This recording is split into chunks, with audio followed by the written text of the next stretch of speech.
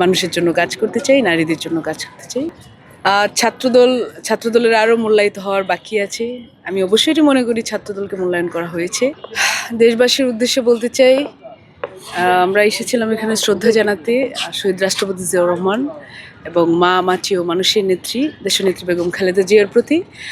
আমাদের আজকে একজন নারী হিসেবে যে অনুপ্রেরণা আমি তার থেকে পেয়েছি, আজকের এই অর্জন, আমার দল আমাকে মনোনীত করেছে জাতীয় সংসদে, এবং এই আজকের দিনে তাকে আমাদের মধ্যে পেলাম না।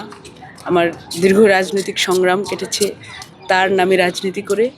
তো এটি আজকে আমরা এখানে শ্রদ্ধা জানাতে আসলাম। আমরা দোয়া করেছি এবং আমরা তার জান্নাত, আল্লাহ তাকে জান্নাত নসিব করুন। তিনি যদি আমাদের মধ্যে থাকতেন হয়তো আজকের আনন্দটি আরও বেশি হতো।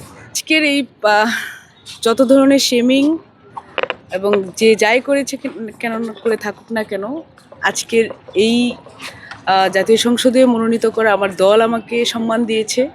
তো আমি আসলে আর কোনো কিছু মনে রাখতে চাই না। আমার কাজ, যে দায়িত্ব, যে কর্তব্য এখন আমার সামনে আছে, আমি সেগুলোতে ফোকাস করতে চাই।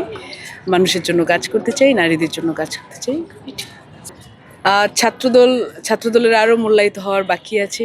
আমি অবশ্যই মনে করি ছাত্রদলকে মূল্যায়ন করা হয়েছে এবং সামনে আরও করতে হবে, কারণ ছাত্রদল আন্দোলন সংগ্রামে ছাত্রদলের চেয়ে নিবেদিত প্রাণ কোনো সংগঠন বাংলাদেশে নেই। তো এই অবস্থায় আরও মূল্যায়ন করতে হবে। আমাদের রাজপথে রাজনীতি আছে, আমাদের পার্লামেন্টেও রাজনীতি আছে। তো যখন যেটার প্রয়োজন পড়ে আমরা সেভাবেই কাজ করব। জি, ধন্যবাদ।